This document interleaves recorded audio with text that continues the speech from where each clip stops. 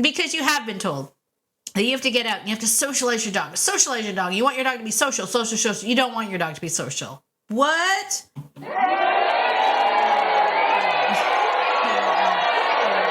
Why don't you want that? The reason why we're not looking for social dogs is because the definition of social dogs is they seek out interaction for their own benefit. In other words, I'm here for me. These guys are your typical off-leash, he's friendly, she's friendly dogs. Okay, they're the ones that everyone complains about. And listen, if you're that person, I'm not here to shame you because I think it's not your fault. You have been told to socialize your dog. You did all that. You ended up with a happy-go-lucky, really friendly, social dog that runs into the social arena and is all like, me, me, me, me, me. I'm going to bump into you and I'm going to play bow to you and I'm going to run over here and I'm going to jump on this dog. And those dogs are doing it for the benefit of themselves. In other words, they're not reading the room. Yes, today, the social, the antisocial, the asocial, and the pro-social. Which do you want your dog to be? All of that today when we continue our series, Peace in the Pack, Guide to the Multi-Dog Household. Let's get into it. Ready to have a calm and peaceful life with your dog without the stress of those fear-based behaviors? Hi, I'm Tracy, and I've been there, overwhelmed by all the conflicting dog training advice and unsure of what to do next. But now I help dog lovers like you simplify your life with your dog by building confidence naturally, fostering trust, and addressing those fear-based challenges. So, if you're ready, stop chopping those chicken wieners and let's get to it.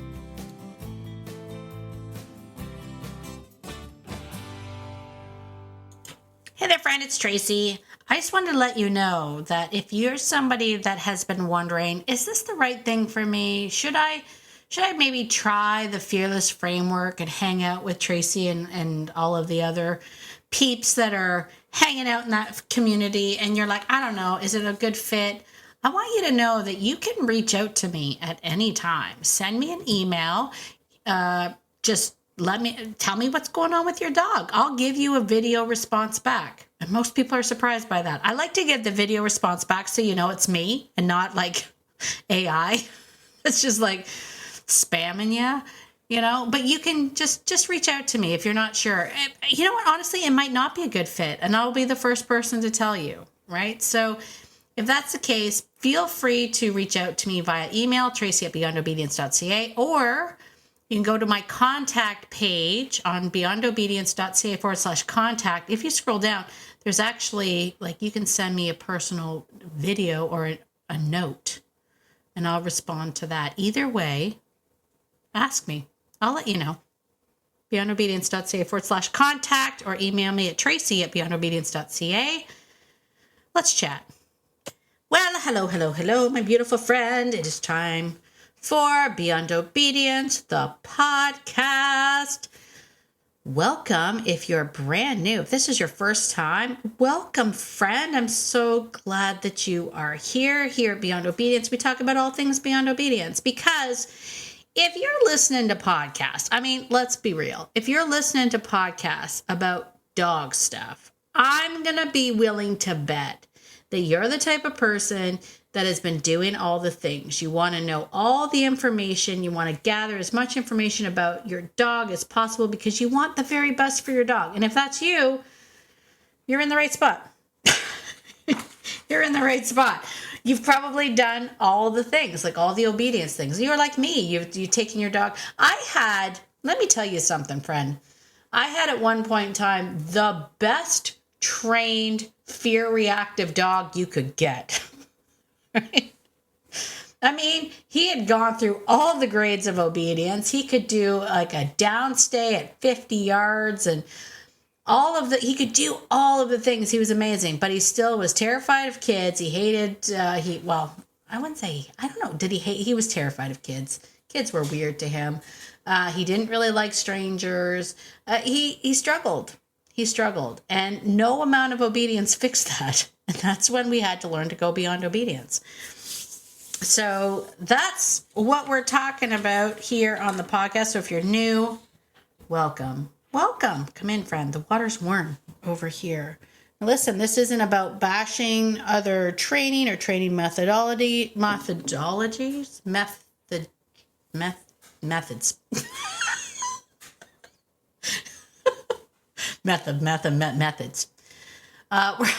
We're not dissing methods. We're really not. We're not even dissing obedience. Some people think I'm like anti-obedience. I am not. What I'm saying is there's more to it. There's more to your relationship than obedience. And chances are you spend more time not doing obedience with your dog than you do obedience. And if you're someone that likes obedience, marrying these concepts, marrying the beyond obedience with obedience, magic happens. So we're not anti-obedience. We're just beyond obedience here. Anyway.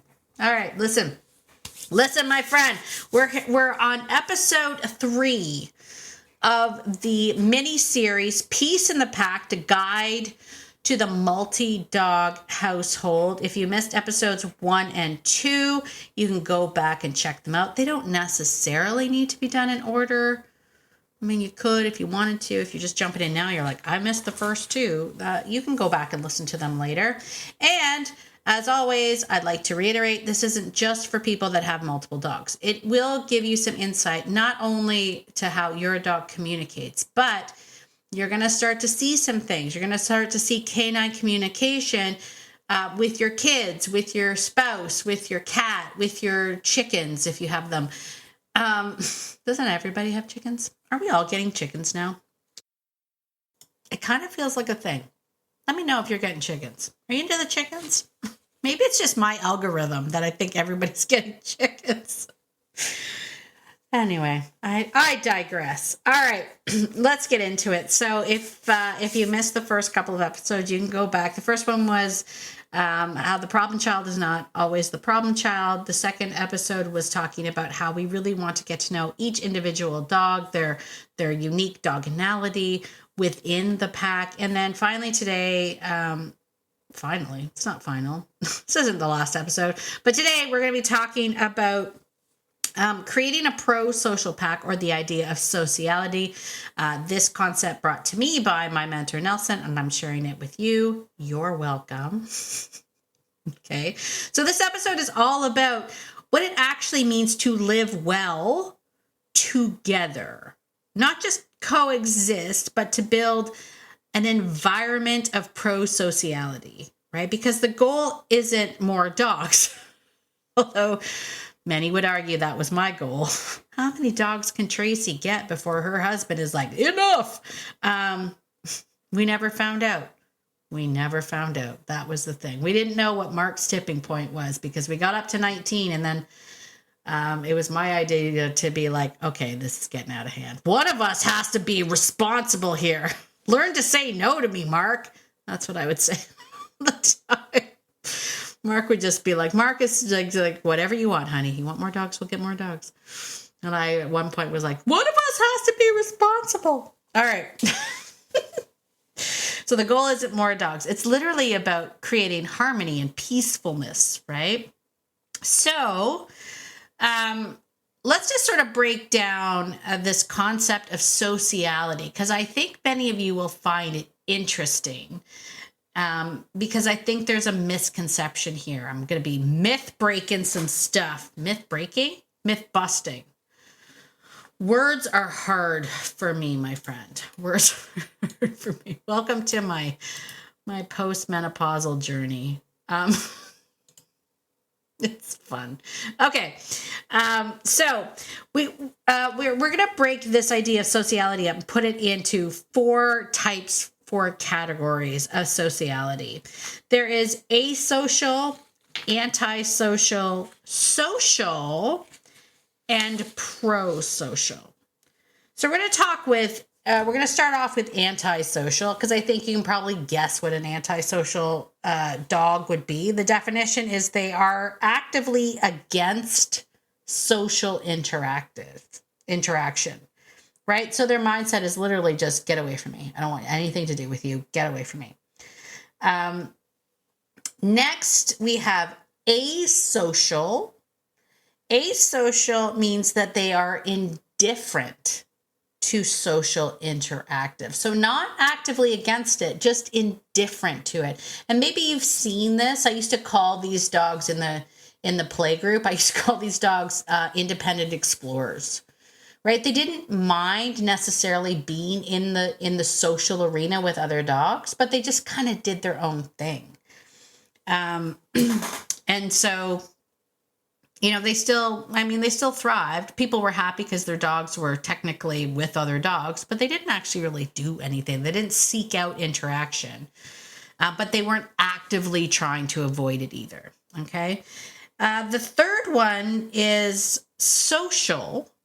And this is the part that I want to kind of bust some myths today, because everybody talks about this idea of how you want your dog to be social. We want to socialize the dog. Therefore, we want our dog to be social. And this might be like a mic drop thing for everybody. I don't have a mic drop sound. What do I have? This might be a slap in the face. Ow! Why do I have that as a sound effect? I've never used it before, and I'm happy to say I finally got to use that. So there you go. So this might be a slap in the face. Ow!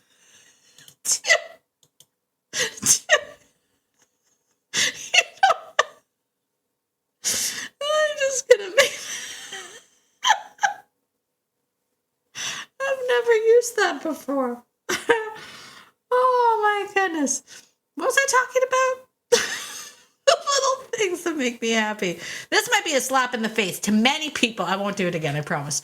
This might be a slap in the face to many people, because you have been told that you have to get out and you have to socialize your dog. Socialize your dog. You want your dog to be social, social, social. You don't want your dog to be social. What?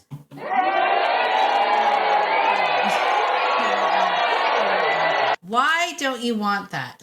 The reason why we're not looking for social dogs is because the definition of social dogs is they seek out interaction for their own benefit. In other words, I'm here for me. These guys are your typical off-leash, he's friendly, she's friendly dogs. Okay, they're the ones that everyone complains about. And listen, if you're that person, I'm not here to shame you, because I think it's not your fault. You have been told to socialize your dog. You did all that. You ended up with a happy-go-lucky, really friendly, social dog that runs into the social arena and is all like, me, me, me, me, me. I'm going to bump into you, and I'm going to play bow to you, and I'm going to run over here. I'm going to jump on this dog. And those dogs are doing it for the benefit of themselves. In other words, they're not reading the room, right? These are dogs that can't take social cues from dogs when dogs are saying, you're too much, man. You need to reel that in. They don't pick up on that. And that's why so many people get so frustrated with the quote unquote, he's friendly dogs. So if you don't have good recall with your social dog, you're going to annoy a lot of people if you let that dog off leash. You're going to annoy a lot of people, and you're going to start a lot of fights. And the sad thing is that you are going to cause your dog to have reactivity issues when they get all this negative feedback about their behavior, right?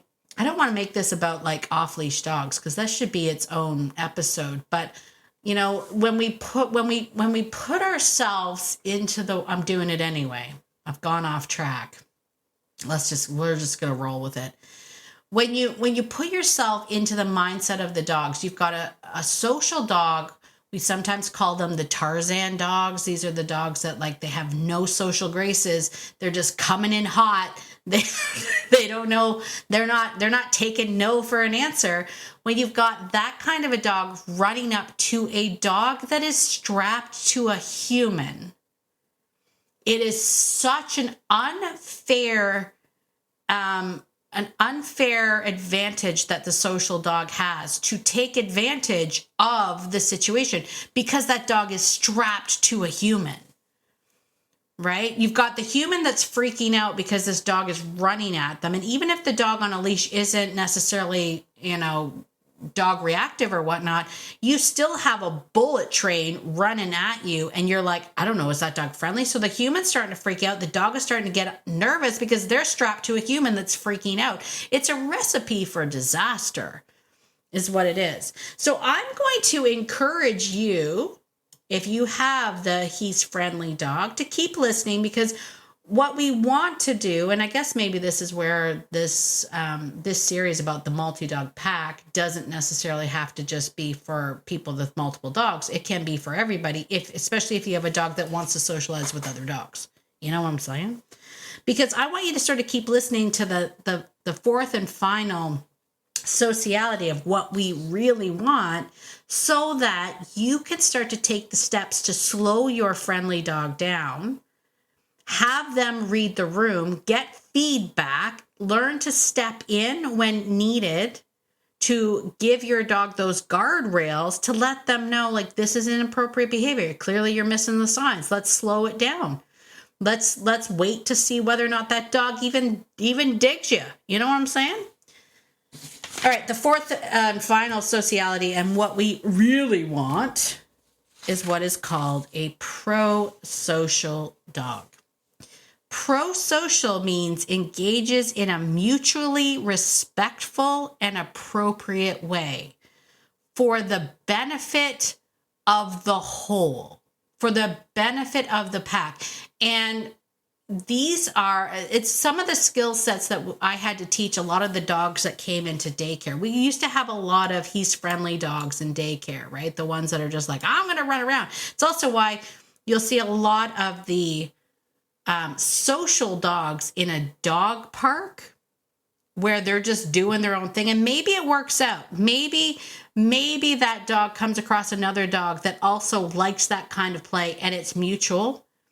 But in a lot of cases, that same dog will run up to any dog and do the same behavior and be a bully, be obtuse, be all of those things. So we want to make sure that we are engaging in a way that's mutually respectful and appropriate and benefits the betterment of the unit, of the social unit.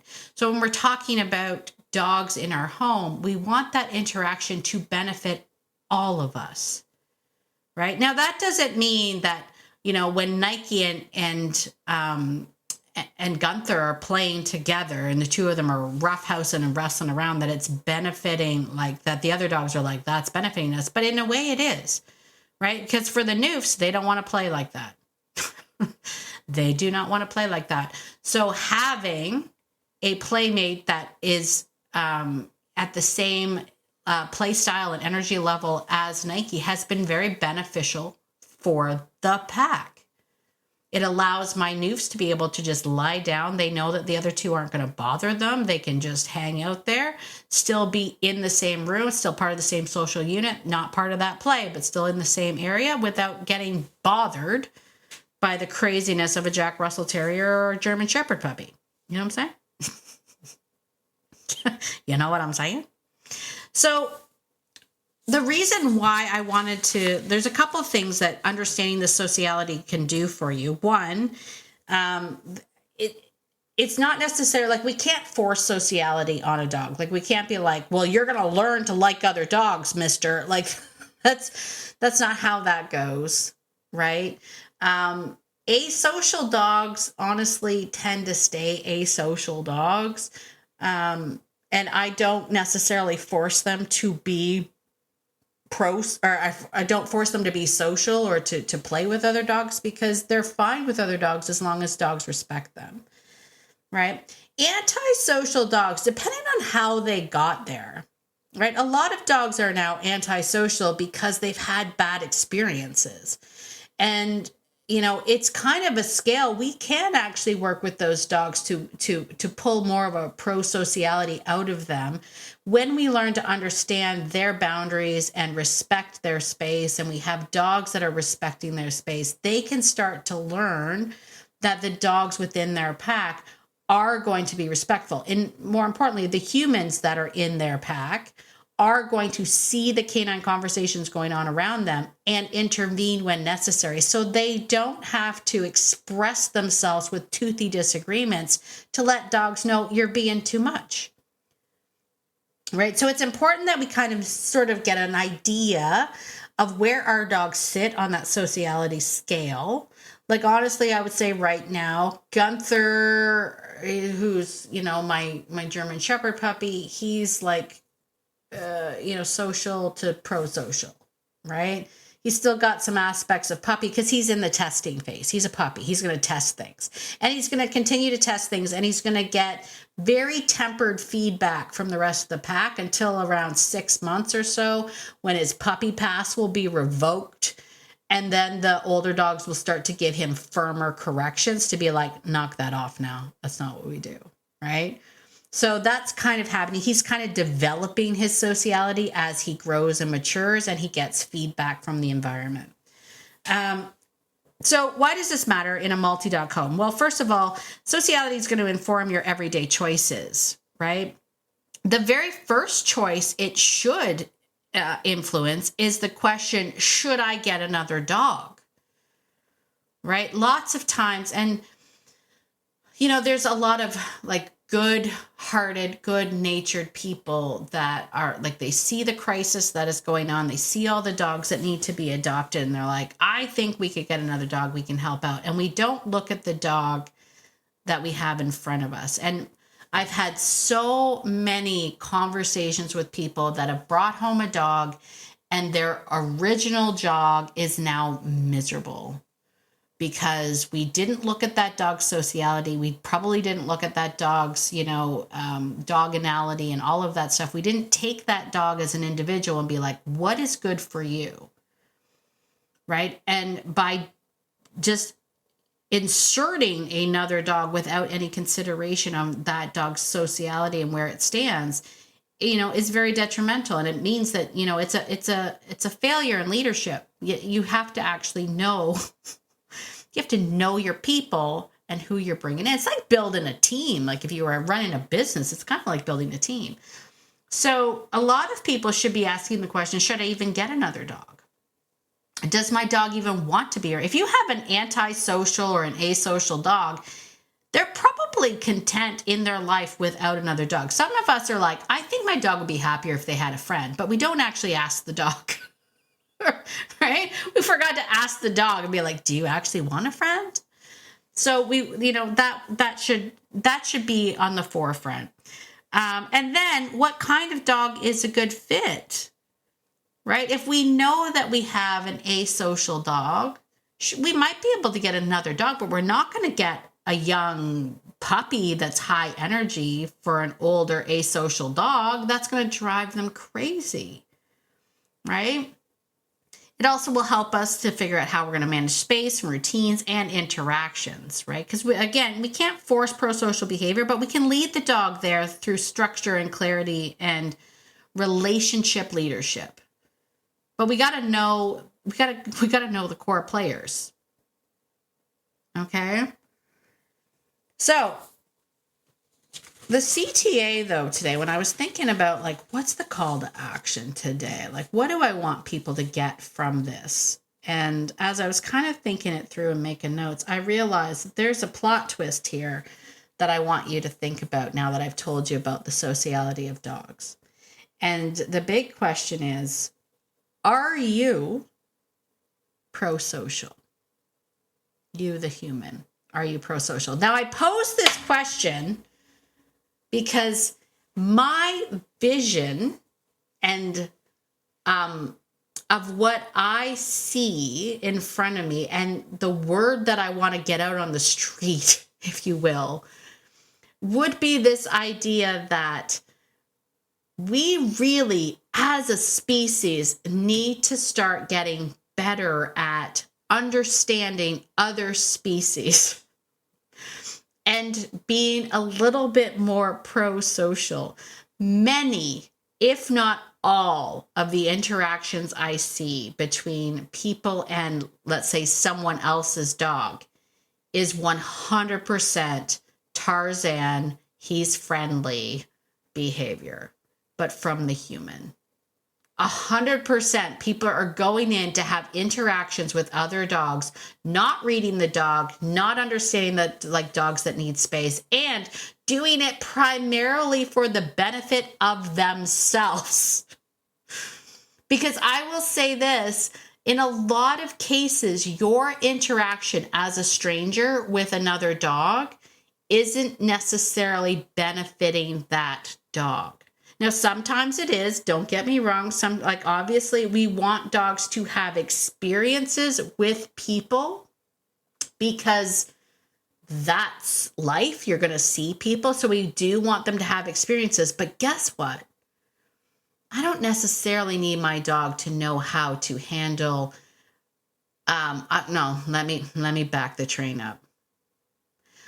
I'm going to rephrase that. I think it's sad that we have to train our dogs to tolerate rude behavior from humans. And that's what I see many trainers having to teach people and their dogs to do. And there was a part of me at first that was like, oh gosh, why? I don't do that with my dogs. I don't want it. But at the end of the day, I realized why trainers are doing it. Trainers are doing it because we live in a world where the humans are being social Tarzans in the face of dogs. Like, social Tarzans just coming in like, and coming out, touching them and grabbing them. Yeah. Even if you say, can I pet your dog? And the other human's standing there awkwardly going, yeah, I guess so, because that's what we're supposed to do. You're coming in too hot. You're not reading the room. You're not reading the dog. You're not doing any of those things. Now, don't get me wrong. There are some dogs that are just, again, they're also social dogs. So they're like, hey, you love me. I love me. And they're like all like in your face.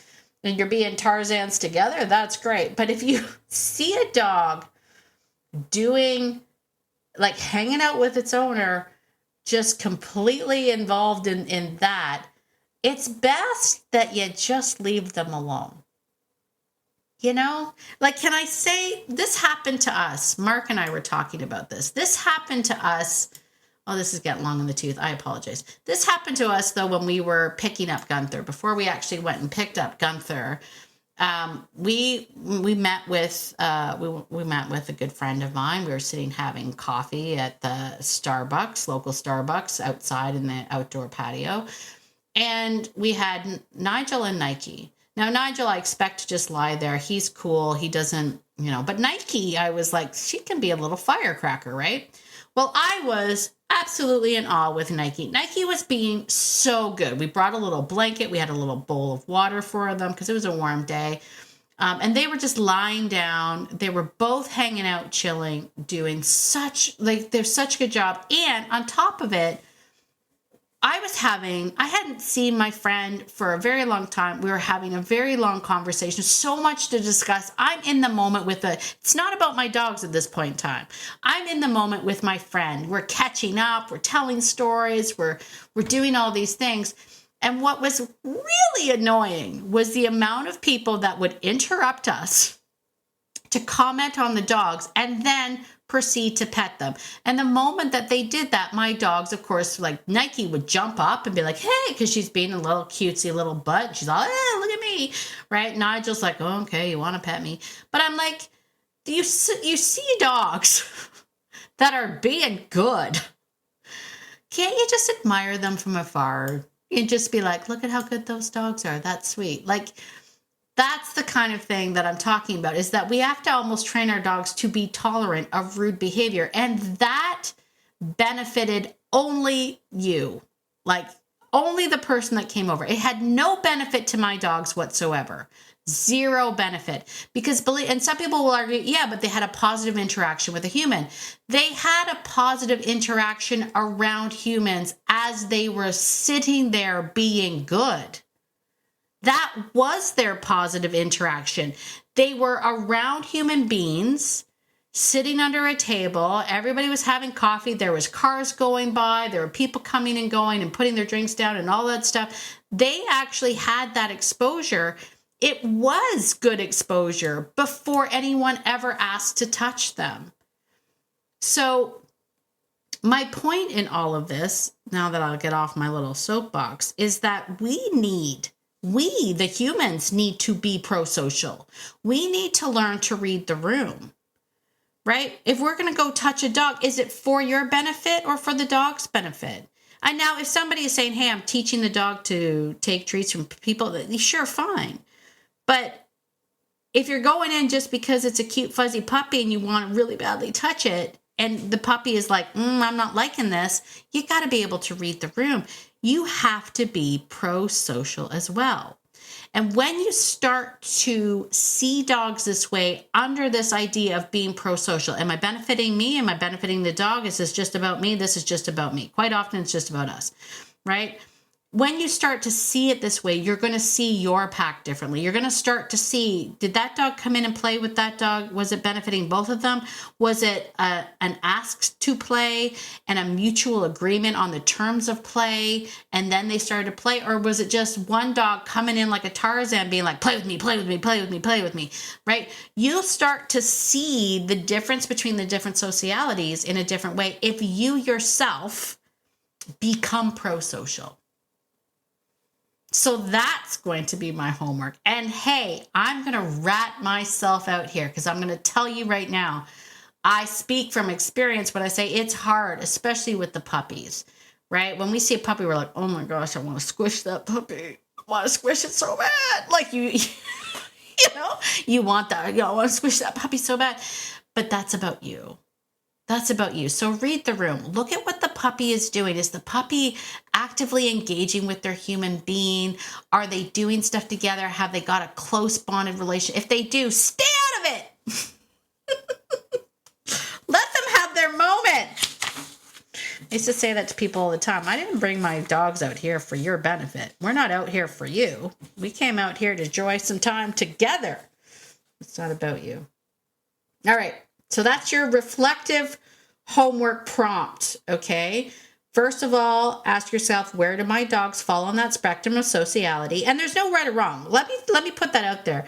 I don't want you to be like antisocial's bad or asocial's bad. And, yeah, I just want you to just label it. Don't judge it. Just label it. And then am I honoring that in how I live with them? And if we are talking about an asocial dog, am I providing instances where this dog can be successful in their sociality, but still be in the presence of other dogs? Like an antisocial dog, I would I would guide towards being asocial, right? One that says, I'm okay if you're over there and I'm over here, but I don't want anything to do with you. And we respect that. And then, how am I showing up today to be more pro-social human? Am I doing it? There are days when I'm not, my friend. I will tell you. There's days when I'm not. Okay, so that is. I've been given. If you had known there was going to be this much homework in this series, you probably would have been like, I shouldn't have signed up for this. Luckily, it's free. Luckily, it's free. I shouldn't have signed up for all this work. But trust me, when we get to the end of it, this is going to be so beneficial when we start to really dig into this idea of how to live with your dogs intentionally, how to see them for who they are, the brilliance of who they are, and all of that stuff, so that we can honor their individuality while working towards a pro-social pack. All right, I think that's it for today. That was a lot. Yeah, listen, if you have any questions about that, feel free to reach out to me. If you are loving this and you're like, I would like to learn more about that, feel free to hop on over and join us in the Fearless Framework. That's the online 12-month program. We get to hang out with us for 12 months. Once a month, we have Zoom video analysis. I answer your questions. You get this incredible community. It is really spectacular. We're growing and learning as we go. The program is always evolving and getting better as we go. So you want to get in on that, you're going to go to beyondobedience.ca/fearless. Sign up for that. Get in on that incredible group. And I look forward to seeing you there. All right. Listen, as always, get out there today, my friend, and be the person that your dog, be the pro-social person that your dog thinks you are. Because your dog thinks that you're amazing, and so do I. Have a fantastic day, and I will see you in the next episode. Bye for now.